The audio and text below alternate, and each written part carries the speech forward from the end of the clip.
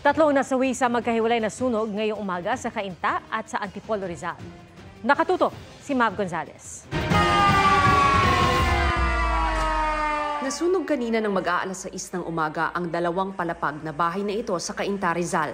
Nakahingi pa ng saklolo ang babaeng may-ari ng bahay, pero natrap siya at nasawi. 48 years old na female. Initial investigation po ay sang-ayon sa ating witnesses ay may binalikan pong gamit sa loob ng kanilang bahay, kaya po siya natrap. Ang origin po ng fire ay nasa bandang second floor po. Tinitingnan pa po natin yung sa electrical short circuit po kung possible po. Nakipag-usap na rin ako sa mayor's office, nangakong sasagutin naman yung palibing and tutulong din kami rito sa homeowners para may kung ano man ang pwede namin maitulong. Ang 80 anyos na nanay ng biktima natrap din sa hiwalay na silid sa ikalawang palapag. Kwento ng isang saksi, nakarinig daw siya na maingay na dito sa bahay na to kaya lumabas siya. Nakita niya, si nanay nandun sa taas, natrap siya dyan. Kaya ang ginawa niya ay umakyat sila dito, meron siyang isang nakatulong, umakyat siya sa batong to, tapos pinatalo nila si nanay para mailigtas siya dahil wala rin silang hagdan nun.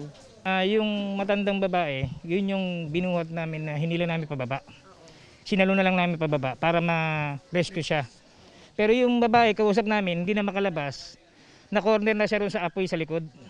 Ando doon, nadaganan siya ng cabinet. Agad namang nakalabas ang kuya ng biktima. Pareho silang dinala sa ospital dahil sa tinamong first-degree burns. Naapula ang apoy sa loob ng kalahating oras. Nagkasunog din kaninang umaga sa isang subdivision sa Barangay Munting Dilao, Antipolo. Natrap din sa bahay nila ang mag-inang biktima. Magkasama pa ang 39 anyos na nanay at 13 anyos na anak ng matagpuan ng mga bumbero. Ayon kay Antipolo City Fire Marshal Senior Inspector Edelmir Viray, umabot ang sunog sa unang alarma na naapula matapos ang halos isang oras. Nasunog din ang katabing bahay pero walang nasaktan doon. Inaalam pa ang sanhi ng sunog. Hanggang nitong May 3, 143 na ang mga nasawing sibilyan sa mga sunog sa buong bansa. Mas mababa kaysa sa parehong panahon noong 2024. Pero ang mga nasawi sa sunog sa Metro Manila ngayong taon, lagpas doble kaysa noong isang taon. Para sa GMA Integrated News, Mav Gonzalez, nakatutok, 24 oras.